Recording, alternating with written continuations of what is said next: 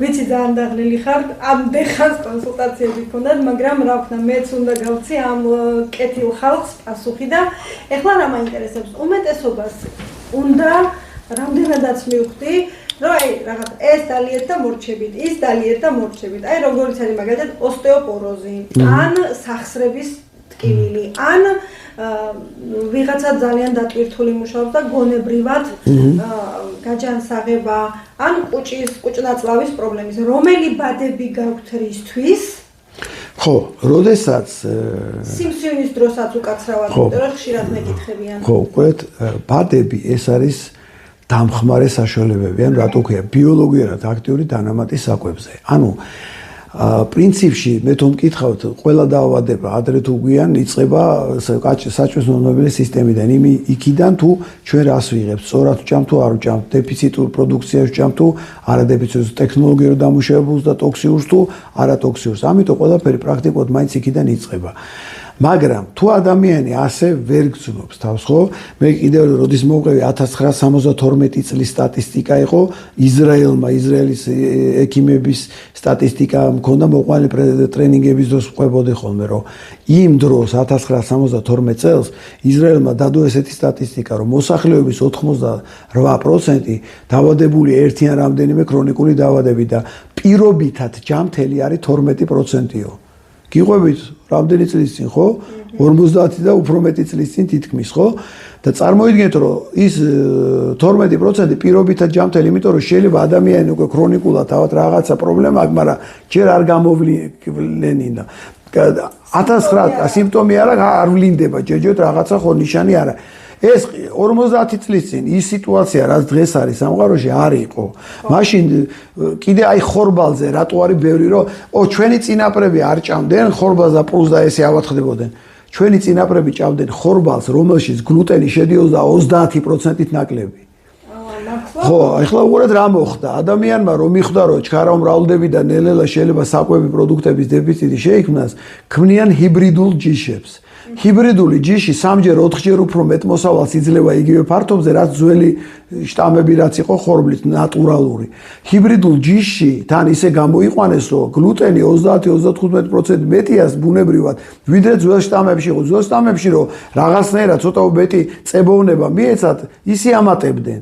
ისიც ყოველთვის არა. ამიტომ ძველი პური იყო სხვა რამე. ფქვილი ბუნებრივი თეთრი ფერის არ არსებობს. ეგეთი ბუნებრივი ეს არის ჰიბრიდულად გამოყვანილი და ქიმიურად დამუშავებული. ამიტომ ამ კვების შეცვლამ გამოიწვია ის, რომ ადამიანის ჯანმრთელობა პრაქტიკულად 12% კი არა 0%-ია პირობითად ჯანმრთელი. ამიტომ არის, რომ ეს ყველა პრობლემა დაკავშირებულია განსაკუთრებით დეფიციტებით და თქვათ ქიმიური საშუალებებით.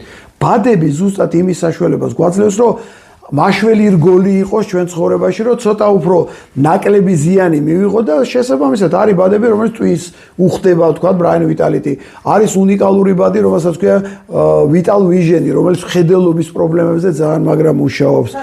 სახსრებზე არის რენოვატორი, რომელშიც შედის პირველი და მესამე ტიპის კოლაგენი და არა მარტო და პლუს შედის კატის ბჭყალება, ხო, კეცკლოუ ქვია.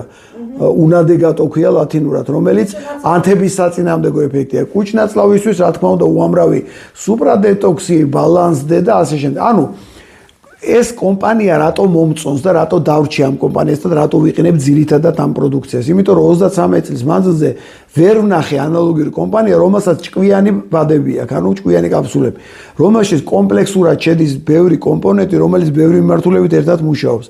ეს თავის დროზე როცა დავიწყე ამ კომპანიასთან ურთიერთობა 33 წლის წინ, მისი შემქმნელი უნიკალური მეცნიერი ტომას მაუერი იყო კავშირში ტიბეტთან და ჩინეთთანაც, ვის წინაპრები კავშირში იყვნენ და ამ ადამიანმა რა ქნეცით ძველი ჩინურ-ტიბეტურ მედიცინას და ფილოსოფიას მიაბა თანამედროვე ტექნოლოგიები და შექმნა სინთეზი, კომბინაცია ძველის და ახალის უნიკალურის. და ეს იყო ამ ადამიანის გენიის ნაყოფი და პროდუქტი და ეს ადამიანი, ესეთი ადამიანები საუკუნეებში ერთხელ იბადებიან და ეს ადამიანი დაიბადა, შექმნა ეს ყველაფერი და ანალოგიური რამე რო შექმნეს, კიდე უნდა დაიბადოს ვიღაც ნიჭიერი. როგორც არის თქვა ფეხბურთში ლეო მესი, კრისტიანო რონალდო, ხო არ არის 10 მესი და 20 რონალდო. ერთეულებია, ხო?